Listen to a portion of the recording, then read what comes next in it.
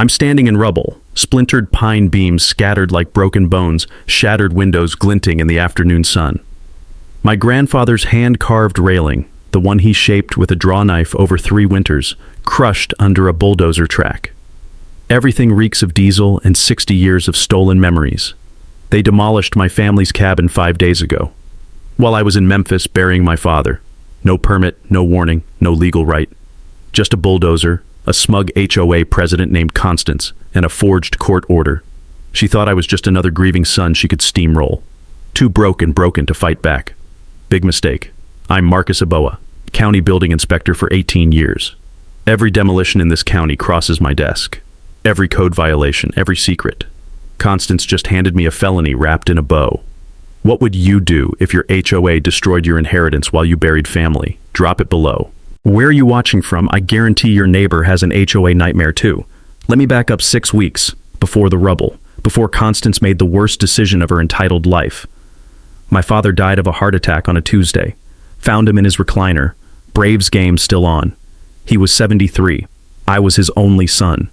The cabin was supposed to be our retirement plan, 2 old men on a dock, teaching my daughter how to gut trout the way 3 generations of Eboa men learned. That cabin was built in 1963 by my grandfather, Hank, World War II vet, master carpenter, the kind of man who shaped wood like other men shape excuses. Took him 2 years. Every beam, every joint, every carved railing done by hand. I can still smell it. Cedar planks and fish cleaner fluid, metallic well water ice cold in August, the creak of dock boards underfoot. At dawn, loons calling across the water like church bells. Every door frame had his tool marks, imperfections that were signatures. I inherited it in '09 when grandfather died. Dad used it weekends. When he passed, it became mine, fully paid off. The one piece of family legacy I had left after 18 years of county paychecks that never stretched. I'm 52. My daughter Sienna's 24, doing graphic design in Portland.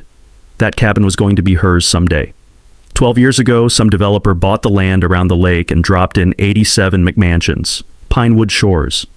Every house builder beige, every lawn manicured, starting price 400 grand. With those houses came the HOA, $450 a month, rules about grass height, mailbox designs, paint colors, the kind of organization that gives clipboard carriers a kingdom. Enter Constance Whitmore, 62, real estate broker, white Lexus, Boston transplant, that smile that never reaches the eyes. 7 years as HOA president, measuring grass with rulers, reporting pickup trucks as eyesores, perfecting just following the rules while making lives hell. My grandfather's cabin predated her HOA by 43 years. Grandfathered, legally untouchable. I had surveys, original 1963 permits, continuous family ownership on record. Constance didn't care about laws. She cared about control. 3 days after my father's funeral, while I was in Memphis burying him, a certified letter arrived. Notice of non-compliance and remediation requirement. My cabin was a visual blight affecting community property values. 14 days to repaint it beige, remove the dock, tear down grandfather's tool shed, or they do it for me, at my expense. The letter cited covenants that didn't exist in 1963, legal jargon designed to intimidate, a deadline impossible while I buried my father. I should have hired a lawyer immediately. But I believed I could reason with them. I'm a county building inspector. I know property law inside out. I requested an emergency board meeting. First mistake. The meeting was in Constance's McMansion, in a room she unironically called the clubhouse. 6 board members sat across a table like a tribunal. I brought documentation, survey maps, original permits, grandfather's deed. Constance didn't look. Mr. Eboa, she said, voice dripping with synthetic sympathy, we sympathize with your loss, truly. But your cabin drags down property values. Rules are rules. I opened my folder. My grandfather built this before your HOA existed. It's grandfathered under county code. She cut me off. We've consulted attorneys. Your non-compliance is documented. 14 days or we take corrective action. Corrective action? You mean demolition? If necessary. Her smile never wavered. The man beside her, Dale Whitmore, mid-40s, contractor's tan, same last name. Her son, I'd learn later, ran Whitmore and Sons Construction. Convenient. The vote was 6-0. Authorization granted to remediate my property if I didn't comply. I left thinking I'd handle this through proper channels. File an injunction. Talk to the county attorney. I'm not some random homeowner they can bully. I'm the guy who approves their building permits.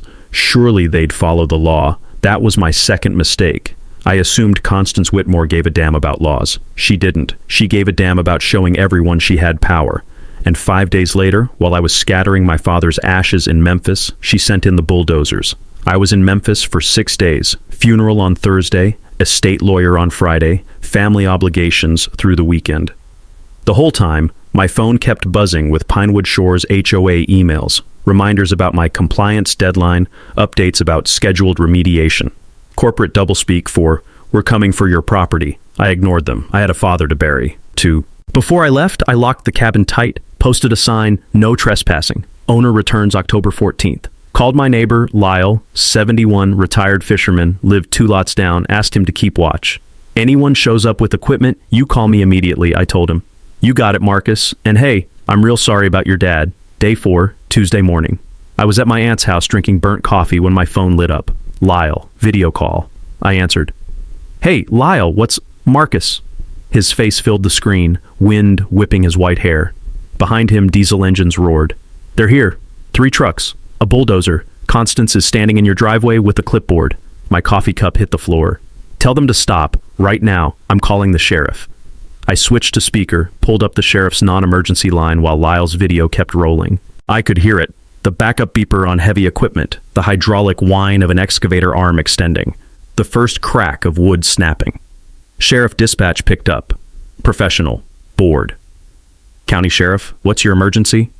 "This is Marcus Aboa, County Building Inspector. Someone's demolishing my property at 47 Lakeshore Drive without permits. I need officers there immediately." "Sir, we have a report that the homeowner was notified and—" "I'm the homeowner. I'm in Memphis burying my father. This is illegal demolition." 30 seconds of hold music. On Lyle's video feed, I watched the bulldozer blade bite into my grandfather's front porch, watched the railing, the one he carved over 3 winters, splinter like kindling. Dispatch came back. "Sir, the HOA representative on site says they have authorization and a court order." I kept my voice level, pulled from 18 years of dealing with contractors who thought rules didn't apply to them. There is no court order. Check your system. And here's what else they don't have: demolition permits, asbestos inspection certificates for a pre-1980 structure, hazardous waste disposal authorization. That's 3 separate county violations happening right now. Back when I was training new inspectors, I drill this into them. Residential demolition isn't just about knocking things down. It's about what you're releasing into the environment. My grandfather's cabin had asbestos siding, lead paint, probably old fuel residue in the shed. Tearing into it without proper containment and certified disposal wasn't just illegal. It was poisoning the groundwater that fed into the lake. "Sir, this appears to be a civil HOA matter. You'll need to contact your attorney." The line went dead. I stared at my phone. Then I booked an emergency flight. $640 for a seat that didn't recline. Earliest departure was 6 p.m., 8 hours away. I kept Lyle on video the whole time, watched them work. Watched Dale's crew, 4 guys in Whitmore and Son shirts, rip through 60 years of memories in 11 hours straight. They didn't just demolish the structure, they destroyed everything inside: my grandfather's toolbox, my father's fishing rods, photo albums, the cast iron skillet Grandma used for cornbread. Lyle narrated like a heartbroken sports commentator. "They just pulled down the back wall. Oh God, Marcus, they're not even being careful. They're just smashing everything." I couldn't look away, couldn't close the app.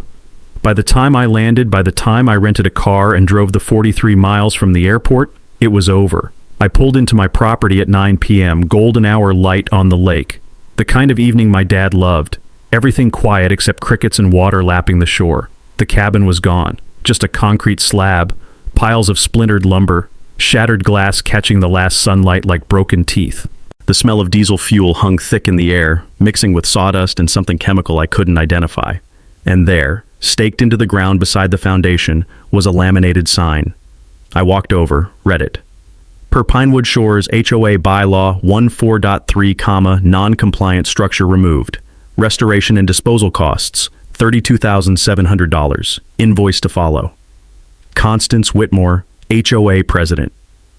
I stood there holding that sign, hands shaking, not from grief, from rage so pure it felt like ice water in my veins. She didn't just destroy my cabin, she was going to bill me for it. I pulled out my phone, opened my county database app, the same one I use every day for inspections. Searched the address. Demolition permits filed, 0. Asbestos inspection certificates, 0. Hazardous waste disposal permits, 0. Constance had just committed 3 separate felonies and created an environmental hazard. And she'd done it all while I was burying my father, probably thinking I'd be too broken to fight back. I knelt down, picked up a piece of my grandfather's railing. The wood was still warm from the sun. I could feel his chisel marks under my thumb. Then I smiled. Because Constance Whitmore had no idea she'd just handed me everything I needed to bury her. I didn't sleep that night. Sat on the foundation slab until dawn, watching the lake turn from black to silver to gold. My phone buzzed with condolence texts from relatives in Memphis. I didn't answer. I was too busy making a list. Not a revenge list, a documentation list. Because here's what Constance didn't understand about building inspectors. We don't get mad, we get methodical. First item, file a police report. I drove to the station at 7 a.m., still wearing yesterday's clothes, smelling like diesel and sawdust. Detective Carla Reyes met me in the lobby. We'd worked together on contractor fraud cases before. I'd flag suspicious permits. She'd investigate the money trails. Marcus, she said, and her face told me she already knew. I saw the property yesterday. I'm so sorry. I need to file a report. Criminal trespassing, destruction of property over $25,000, illegal disposal of hazardous materials. She led me to an interview room. I walked her through everything. The certified letter, the board meeting, the demolition while I was burying my father, Lyle's video footage, 47 clips, 8 hours of documentation, the laminated sign demanding I pay them $32,000. Carla wrote it all down. This is solid, felony destruction of property. But Marcus, HOA cases get complicated. They'll claim they had authority under their bylaws. Their bylaws don't override county law, I said. No demolition permit, no asbestos inspection. They just release carcinogens into a residential area. She slid a card across the table. You need a lawyer. Call Judith Kwan. Second item, hire that lawyer. Judith Kwan's office was above a dry cleaner downtown, water-stained ceiling tiles and a secretary who looked like she'd seen every scam. Judith herself was 58, Korean-American, reading glasses on a chain, reputation for destroying HOA boards in court. I'd seen her testify once, watched her turn a smug property manager into a stammering mess in under 10 minutes. Mr. Aboa, she said, shaking my hand. Constance Whitmore's made enemies over the years, but this is low even for her. Can we sue? We're going to sue, but first we're requesting every financial document the HOA has produced in 5 years. She smiled. It wasn't nice. HOAs are technically nonprofits. Sunshine laws apply. They have to disclose finances to any member who requests them. In my experience, when an HOA president is brazen enough to illegally demolish someone's home, they're usually stealing in other ways too. That landed. I remembered reading about HOA embezzlement cases when I first bought into Pinewood Shores. Boards that treated dues like personal piggy banks, paid contractors triple rates, falsified expense reports. Most homeowners never bothered checking the books.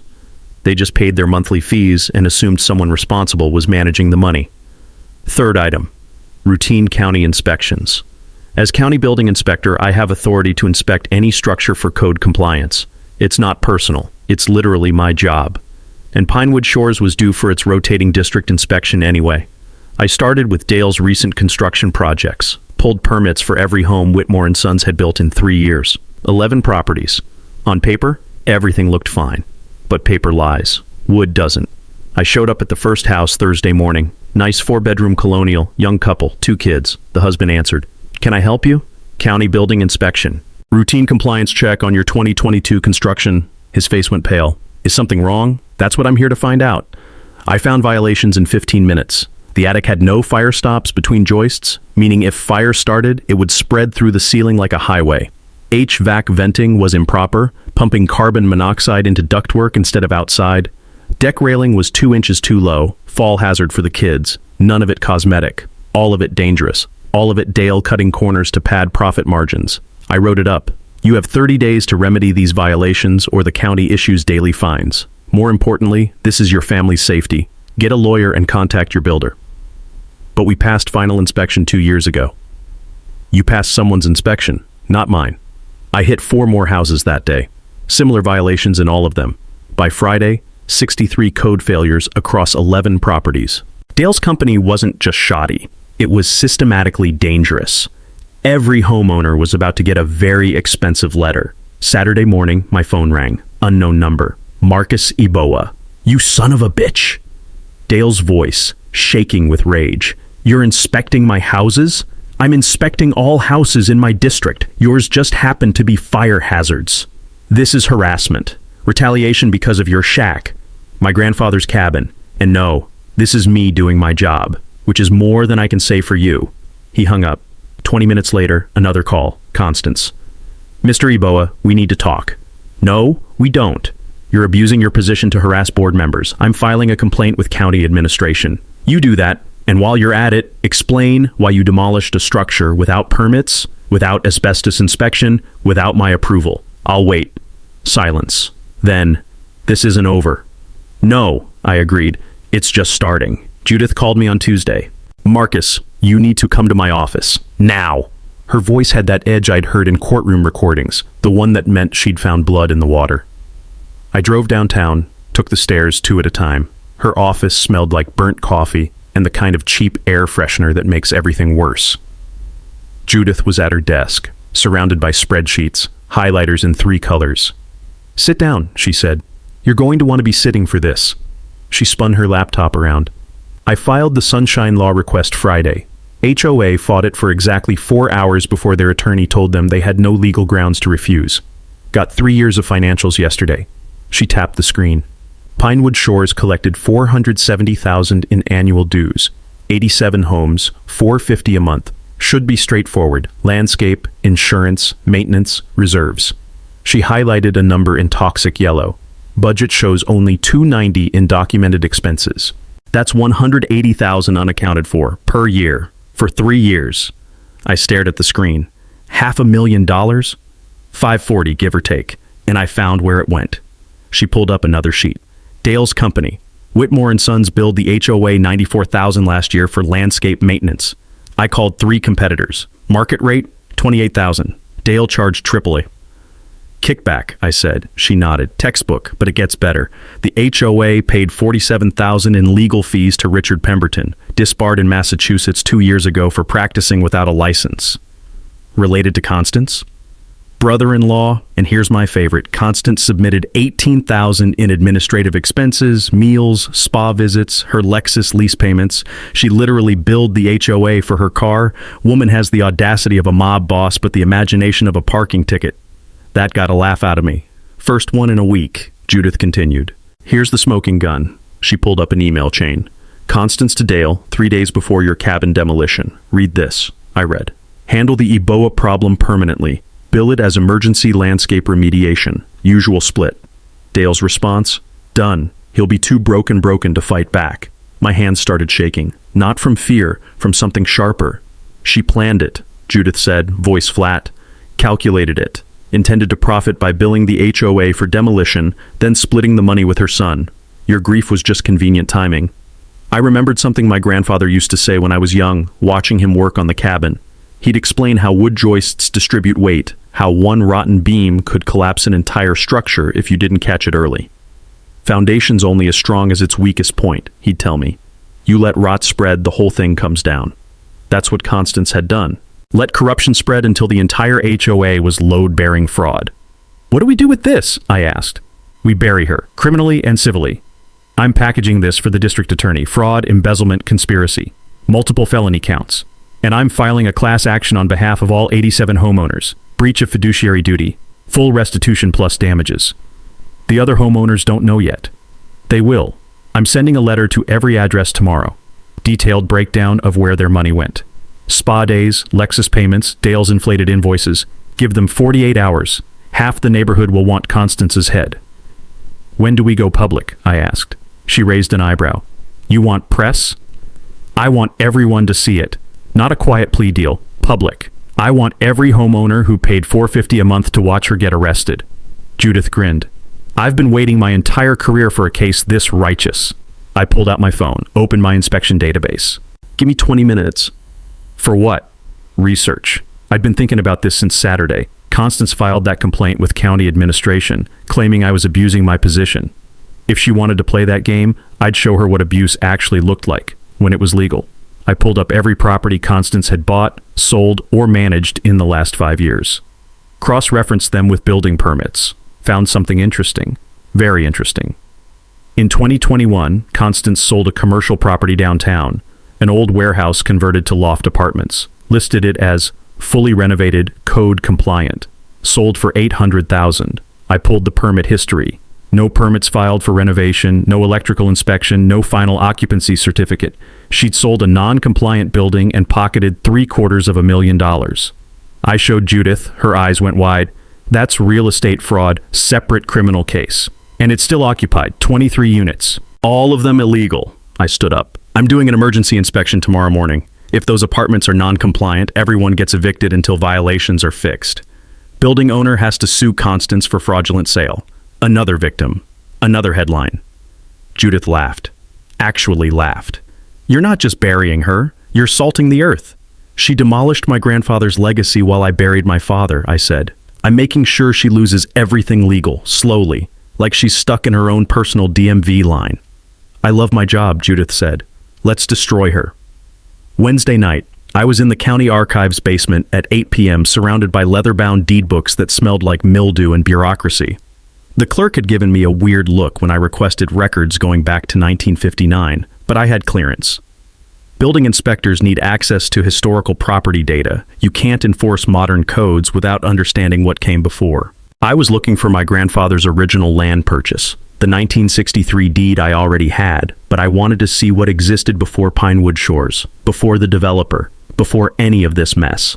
I found it on page 247 of the 1959 Master Deed Book. Lake District Land Grant recorded March 14, 1959. The entire area, what would become Pinewood Shores plus my grandfather's lot, was originally one parcel, donated to the county by Millicent Ardmore, lumber heiress, conservation advocate, one of those old money types who actually gave a damn about legacy.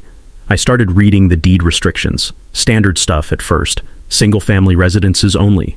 No commercial enterprise. Mandatory public lake access maintained in perpetuity. Then I hit paragraph 7, read it twice. Pulled out my phone, took 3 photos, read it again to make sure I wasn't hallucinating from archive dust and rage. Demolition or removal of any pre-existing structure on granted parcels requires unanimous approval by County Board of Supervisors. Violation of terms results in property reversion to county for conservation purposes and public use. I sat back, stared at those words. My grandfather probably never even knew this restriction existed when he bought his lot in '63. Just wanted a quiet place to fish and build something with his hands. Now, 60 years later, that same bureaucratic language he never read was about to save his legacy and destroy the woman who tried to erase it. Constance didn't just illegally demolish my cabin. She'd violated a deed restriction that predated her HOA by 43 years. A restriction that ran with the land, binding on all future owners. A restriction that, if violated, meant the entire neighborhood, all 87 houses, could technically revert to county ownership. Most people buying property never check the grantor history, never dig past the most recent title transfer. That's how restrictions like this get forgotten, buried in archive basements until someone like me goes looking. I called Judith. She picked up on the first ring, sounded like she was eating dinner. Marcus, it's 8:30. I found something. County Archives, original 1959 deed restriction for the entire Pinewood Shores area. I read her paragraph 7. Silence. Then a sharp intake of breath. Holy hell. Yeah. Marcus, are you telling me Constance's illegal demolition potentially voided the title protection for every homeowner in that development? That's exactly what I'm telling you. I could hear her moving, chair scraping, probably grabbing a notepad. This is leverage. Beautiful, terrifying leverage. We can't actually take everyone's homes. That's legally complicated and politically impossible. But we can use this to force a settlement that protects everyone except Constance and Dale. What kind of settlement? HOA dissolves, replaced by voluntary neighborhood association, no mandatory fees. County takes over covenant enforcement. Neutral, professional, no more petty tyrants with rulers. Dale's company gets banned from future work. All homes re-inspected by third-party contractors at Dale's expense, and Constance pays full restitution from personal assets, not HOA funds. The other homeowners? Protected. We cure the deed violation through criminal prosecution of Constance, public lake access restored, conservation easement on undeveloped parcels. County accepts that as remedy. I thought about those families. People who'd done nothing wrong except trust the wrong board president. I don't want innocent people losing their homes. Neither do I. That's why we negotiate. Constance burns. Everyone else gets protected. And you get your cabin rebuilt, restitution, and we name the new public dock after your grandfather. Turn his legacy into something that protects this place forever. I closed the deed book, ran my hand over the cracked leather cover. She thought she was destroying one old cabin. She triggered a legal cascade that's going to restructure an entire neighborhood, Judith finished. Never underestimate a building inspector with archive access. Thursday morning, Lyle's garage. The smell of motor oil and old wood, coffee pot perpetually brewing on a card table next to a whiteboard covered in my handwriting. Timeline on the left, demolition, emails, financial fraud, evidence categories on the right. Criminal, civil, regulatory. Photos of Constance and Dale pinned to a corkboard like we were hunting serial killers. Which, in a way, we were. Serial embezzlers. Lyle stood back, hands on hips, studying the board. Looks like something from a cop show. Good, I said, because that's what's coming. Cops, DA, press, the whole circus. Judith arrived at 9, carrying 3 accordion folders stuffed with documents. Behind her, Detective Carla Reyes in plain clothes, looking official even in jeans. Gentlemen, Judith said, and Lyle, thank you for hosting our war room. Happy to help. Coffee's burnt, but it's strong. We gathered around Lyle's workbench. Judith laid out the game plan. The mandatory HOA annual meeting is October 28th, 3 weeks away. Constance has to attend, bylaws require it, or face automatic removal. We're going to turn that meeting into her public execution, legally speaking. Carla nodded. Here's the structure. 4 sections. Marcus handles demolition evidence and code violations. I handle financial fraud. We drop the deed restriction bomb at the end. Then Carla arrests them. Judith pulled out a binder. Tabs color-coded. Section 1. The demolition. Lyle's video footage. 3 clips, 8 minutes total. Shows Constance on site directing the crew. Then the forged court order side by side with county records proving no permits filed. Marcus explains what should have happened. I'd been thinking about this part for days. People need to understand it's not just bureaucracy. When you demolish a pre-1980 structure without proper protocols, you release asbestos fibers, lead dust, chemical residue into air and groundwater. My grandfather's cabin had asbestos siding. They ripped it apart with a bulldozer, left debris in open piles for 3 days. Anyone who walked past breathed carcinogens. That's what they don't teach you in civics class. Environmental regulations aren't about red tape. They're about preventing cancer clusters and poisoned wells. I'd seen it in other counties where contractors cut corners. Kids getting sick. Aquifers contaminated. By the time anyone connects the dots, damage is done. Carla made notes. That plays well. Not just personal grudge, public safety. Judith continued. Section 2. Financial fraud. I present the spreadsheets. HOA collected $470,000 annually, spent $290, can't account for $180. Then we detail where it went. Dale's inflated invoices, fake attorney fees, Constance's Lexus payments, the smoking gun email about splitting demolition profits. How do we present numbers without losing people? Lyle asked. Judith smiled. My daughter's making infographics, big colorful charts showing where dues went. One column, what you paid for. Next column, what you actually got. Kickbacks, spa days, visual comparison. Anyone can understand theft when you show pictures. Section 3, Carla said. Code violations. Marcus found 63 failures across 11 homes. Missing fire stops, improper venting, structural deficiencies. We bring in an independent engineer to testify about immediate dangers. Fire risk, carbon monoxide, collapse potential. Projected repair costs, $780,000 total, $80,000 per affected homeowner. People are going to lose their minds, Lyle said. That's the point, I said. Dale's been stealing twice. HOA kickbacks and building death traps they paid premium prices for. Judith pulled out the deed restriction. Section 4, the finale, I present the 1959 original deed. Explain that Constance's illegal demolition violated terms that could technically invalidate title protection for all 87 homes. Let that panic sink in. Then we offer the solution. Criminal prosecution, HOA dissolution, county oversight, conservation easement, full restitution, protect the innocent, burn the guilty. DA's on board? I asked Carla. She nodded. Officers will attend. Soon as presentation's done, we arrest both. Fraud, embezzlement, conspiracy, trespassing, destruction of property, multiple felony counts, warrants in hand. Media? I contacted Inez Soto at the Lakeshore Gazette, I said. Camera crew, plus 2 TV stations, regional news minimum. Lyle refilled everyone's coffee. So we're really doing this. Public arrest, cameras rolling, whole neighborhood watching. Yes, Judith said. Because Constance spent 7 years making lives miserable over grass height and mailbox colors, stole $500,000, demolished a veteran's cabin while his grandson buried his father. She thought nobody would fight back because fighting HOAs is expensive and exhausting, and most people give up. She looked at me. But she picked the wrong person. Someone who knows every building code, every permit requirement, every legal loophole in this county. Someone with nothing left to lose and everything to gain. I raised my burnt coffee. To bearing tyrants. To bearing tyrants, everyone echoed. 3 weeks until showtime. 24 hours before the meeting, Constance made her move. Cornered animals always lash out. Saturday morning, I woke to 17 notifications on the Pinewood Shores Facebook group. New posts from accounts I'd never seen. Generic profile photos, names like Jennifer Thompson and Robert Miller, all created within 48 hours. Bot farm. The posts were identical in strategy.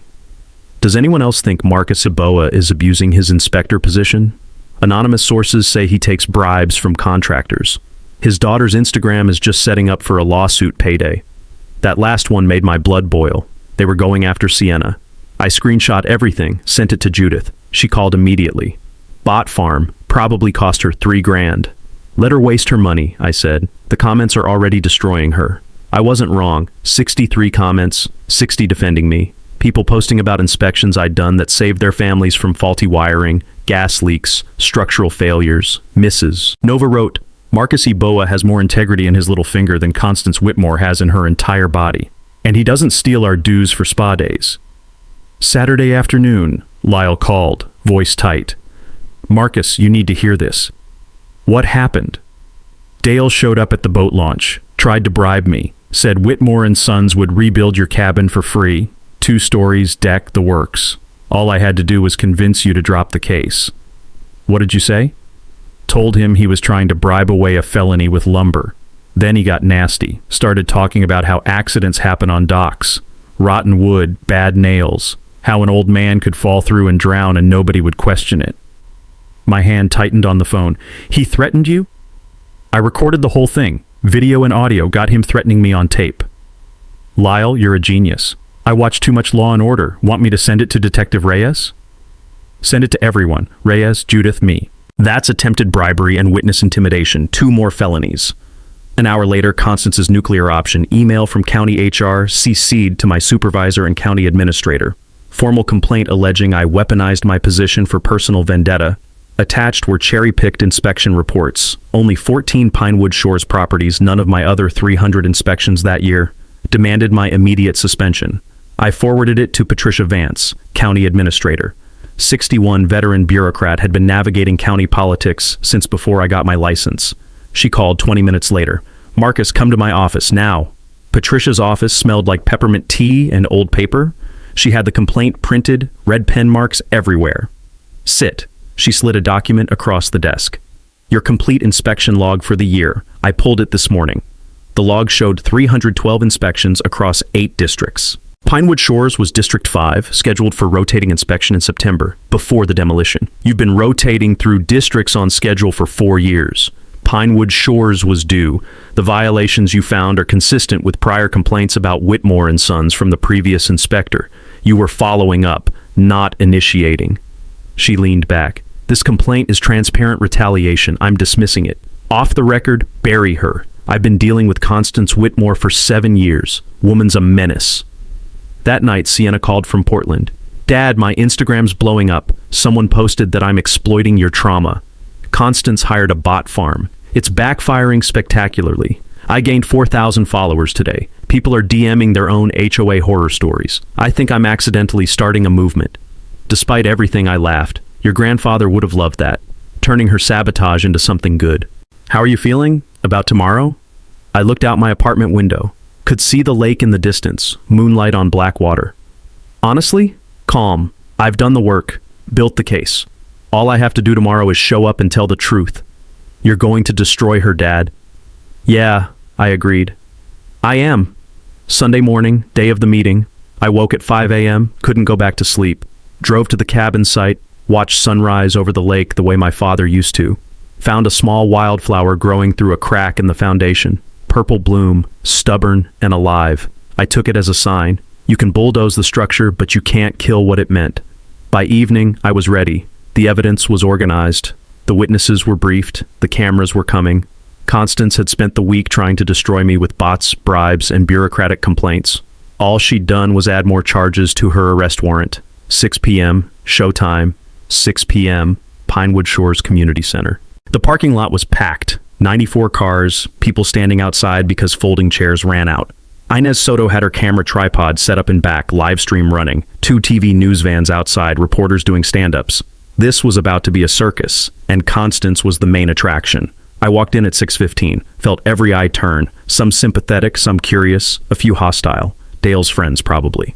I nodded to Lyle, sitting front row with Mrs. Nova. Judith was at a side table, 3 laptops connected to the projector. Carla Reyes stood against the back wall in plainclothes. 2 uniformed deputies waited outside. Constance sat at the head table like a queen. White blazer, pearl necklace, that smile that never reached her eyes. Dale beside her, sweating through his polo despite the AC. The other 4 board members looked like they wanted to be anywhere else. Constance called the meeting to order. Gavel strike. Ladies and gentlemen, thank you for attending. Before we begin regular business, I'd like to address some baseless accusations. I stood. Madam President, I'd like to invoke my right under State Statute 47.3 to present evidence of fiduciary breach before any other business. Her smile tightened. Mr. Aboa, this is highly irregular. Judith stood. It's the law.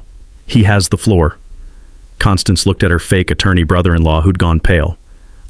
Yes, that statute applies. She sat back. Fine, 5 minutes. I'll need more than 5. I walked to the front, pulled up the first slide. My grandfather's cabin. Sunset light, the dock, the hand-carved railing. Beautiful, whole.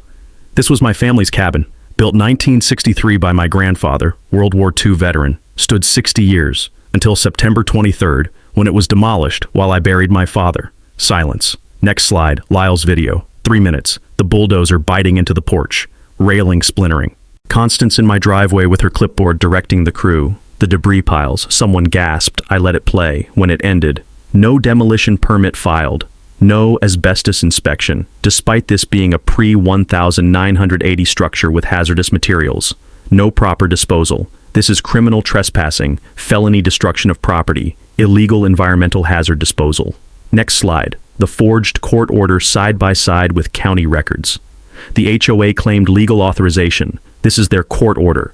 Here's the county system showing it was a dismissed small claims case. It was fake. Constance stood. You're twisting. Sit down, Miss Whitmore. Carla's voice from the back. Not loud, final. Constance sat. Judith took over.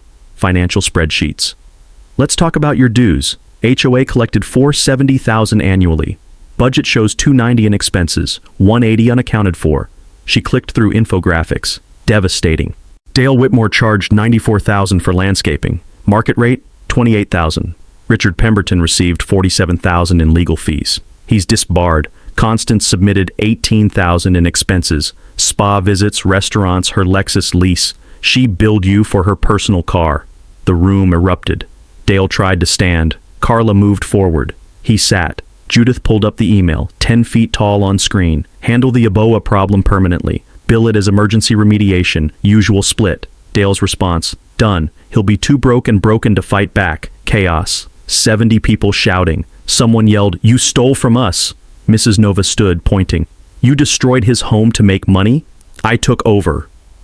Code violations. Dale built 11 homes here. I inspected them. 63 violations, missing fire stops, improper venting, structural deficiencies, repair costs, $780,000, $80,000 per homeowner. Photos on screen. Open attics with no fire barriers, gas venting into walls, deck railings at dangerous heights. A woman stood, voice shaking. We have 2 kids. Our house isn't safe? Dale Whitmore cut every corner to pad profits, I said. Your HOA president helped. Constance grabbed the microphone. This is a witch hunt. Marcus is abusing his position. Judith cut through. Would you like to explain under oath? The district attorney is very interested. Constance went white. Dale stood. I'm not saying anything without my lawyer. Sit down, Mr. Whitmore. Carla walked to the front. Stay for the rest. Judith pulled up the final document. The 1959 deed. The original land grant included a restriction. Any demolition of pre-existing structures requires county board approval. Violation results in property reversion to county. Silence. Then chaos. We could lose our homes? Because of Miss Whitmore's illegal actions, yes. However, the county and Mr. Eboa have a solution. Criminal prosecution, full restitution, HOA dissolution. Carla stepped forward. Badge out. Constance Whitmore, Dale Whitmore, stand up. 2 deputies entered. You're under arrest, fraud, embezzlement, conspiracy, criminal trespassing, destruction of property. The room erupted. Cameras flashing. Inez's live stream at 11,000 viewers. The deputies moved in. Handcuffs clicked. Constance turned to me, being led away. You've ruined me! Ruined me! I met her eyes. Calm. Final. No, Constance, you demolished my family's legacy while I buried my father. I just made sure everyone knew who you really are. My grandfather built that cabin after surviving World War II. It was never an eyesore. It was a monument to resilience. Something you'll never understand. The room stood. 83 people applauding. Mrs. Nova hugged me, crying. Inez's live stream hit 14,000. Constance and Dale walked out in handcuffs, camera flashes lighting them up like the evening news.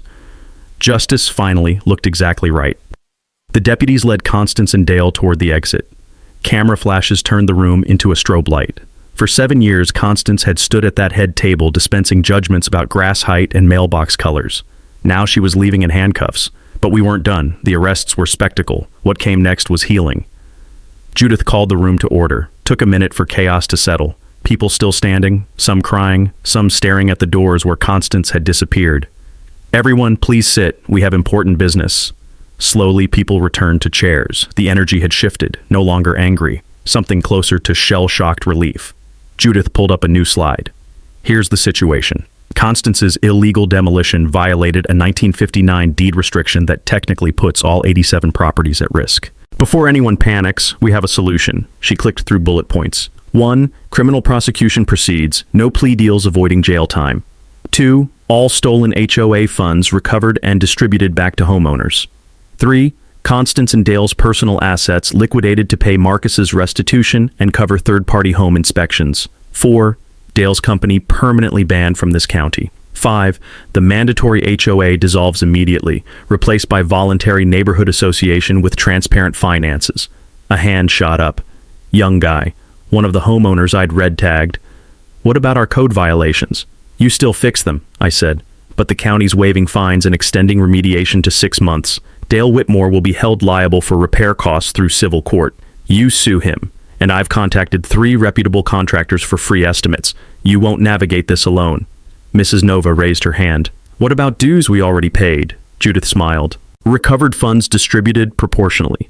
If you've been here 7 years paying $450 a month, you're getting back approximately $37,000. The room stirred. Someone said $37,000. Another. That's our kitchen renovation. Lyle stood. I move we elect a new interim board right now. 3 people. Seconded, said the young guy. All in favor? Forest of hands? Nominations? It happened fast. Lyle nominated for president. Unanimous. Mrs. Nova for treasurer. She'd been a CPA. Rebecca, a local teacher, for secretary. 3 people who gave a damn about community instead of control. Rebecca stood. First order of business? I move we thank Marcus Eboa for saving this neighborhood. Applause. Louder. Someone whistled. I raised my hand. One more thing. I pulled up the final slide. The 1959 deed, highlighted differently. The original restriction requires mandatory public lake access. Ignored for 60 years, we're restoring it. New public dock, walking path, picnic area on the north parcel. Next image. Architectural rendering. Simple wooden dock, native plantings, small pavilion. County's paying for construction, but I'm asking for one addition. A bronze plaque dedicating the space to my grandfather, Hank Eboa, World War II veteran, who built his cabin here in 1963 because he believed this lake belonged to everyone. Silence. Then Lyle stood. I was Hank's neighbor 40 years. Best man I knew. Taught my son to fish off that dock. I say we call it Hank's Landing. Seconded, Mrs. Nova. All in favor? Unanimous. My throat tightened. Thank you. And one more piece.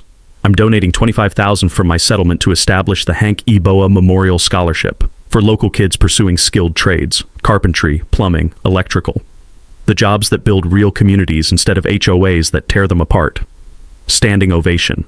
Tears on faces that had been angry minutes ago. Inez approached with her camera. "Marcus, can I get a statement?" I looked at the lens, thought about who might be watching. If your HOA is measuring grass with rulers, billing you for expenses they won't explain, treating your home like their kingdom, you have rights. Check your state's sunshine laws, request financial records, talk to neighbors. Don't assume you're powerless because they have a clipboard. I paused. And if they come for your family's legacy while you're burying your father, make sure they learn some people know how to fight back. Inez lowered the camera. "That's going viral." "Good," I said.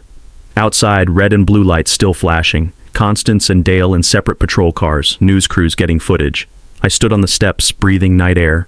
Smelled like cut grass and lake water and something that felt like justice. Lyle appeared beside me. "Your grandfather would be proud." "Yeah," I said. "He would." We stood watching the patrol cars pull away, taking Pinewood Shore's petty dictatorship with them. The lake reflected stars beyond the lights. Calm, eternal. Still there after all the human drama. Some things you can't bulldoze. 6 months later, April, first warm weekend of spring, I stood on the new dock, Hank's Landing, watching volunteers hammer the final boards on my rebuilt cabin. 23 families showed up today. Brought tools, lumber, sandwiches, coolers of beer. The kind of barn-raising energy my grandfather would have recognized. Community the way it used to work, before HOAs and clipboards. The cabin looked almost exactly like the original. Same footprint, same cedar siding, though the new stuff smelled sharper, less lived in. Same hand-carved railing design. Lyle had found a local woodworker who studied my grandfather's technique from the salvaged pieces. Not quite the same, close enough to feel like home. Constance pled guilty in February. 6 felony counts.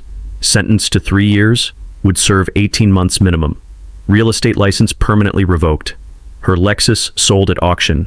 House foreclosed. Last I heard, she was working prison laundry, which felt appropriate given how much dirty money she'd laundered through the HOA.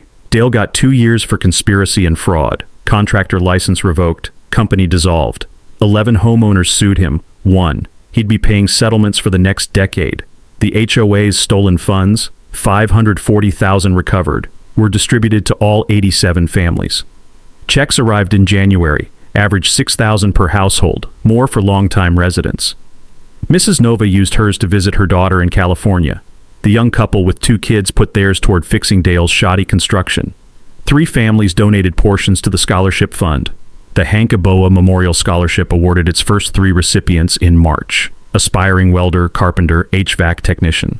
All from working-class families, all local. Ceremony held right here at Hank's Landing. 50 people gathered on the new pavilion. I handed out awards while Sienna took photos for her Instagram. Her HOA horror story series had grown to 92,000 followers, turned into an advocacy platform for HOA reform nationwide. Pinewood Shores looked different now. The Voluntary Neighborhood Association kept dues at $75 monthly. Optional, for shared landscaping and snow removal only. No enforcement, no fines. No rulers measuring grass. People painted their houses actual colors. Blues, greens. One guy went bright yellow that probably made Constance scream from her cell. Property values increased 7%.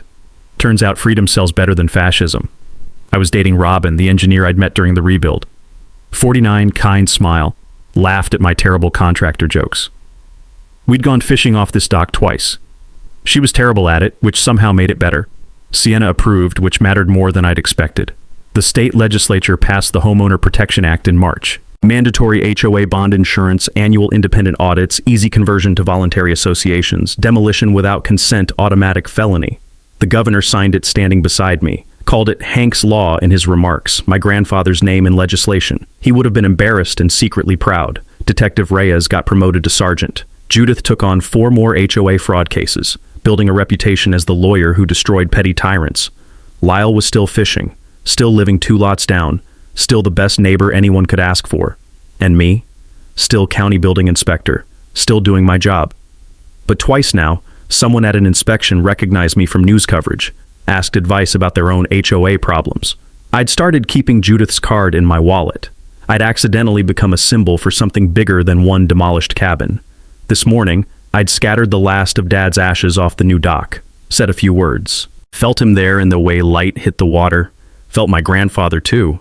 3 generations of Eboa men connected to this place, this lake, this stubborn refusal to let bullies win. The volunteers broke for lunch. Someone fired up a grill. Burgers and hot dogs, kids running on the dock, splashing in shallows. Normal, beautiful, what this place always should have been. Lyle walked over, handed me a beer. The bottle was cold and slick with condensation. Cabin's ready next week. You moving back in? Yeah, I said. I am. Good. We clinked bottles, stood there watching the lake, the cabin, the community we'd fought for, and won. You know what? This story isn't really about me. It's about what happens when ordinary people refuse to accept that petty tyrants get the final word. If you've got your own HOA nightmare or any story about standing up to a Karen who thought she had all the power, drop it in the comments below. You're not alone in this. And hey, share this video with someone who needs to know they can fight back. Want more stories like this? Neighbors who refused to back down, systems that got exposed, underdogs who won against impossible odds? Hit that subscribe button for Karen stories. We post new justice tales every week, because revenge might be a dish best served cold, but justice is always worth the wait. Oh, and Constance, if you're watching this from the prison library computer, my property values are doing just fine.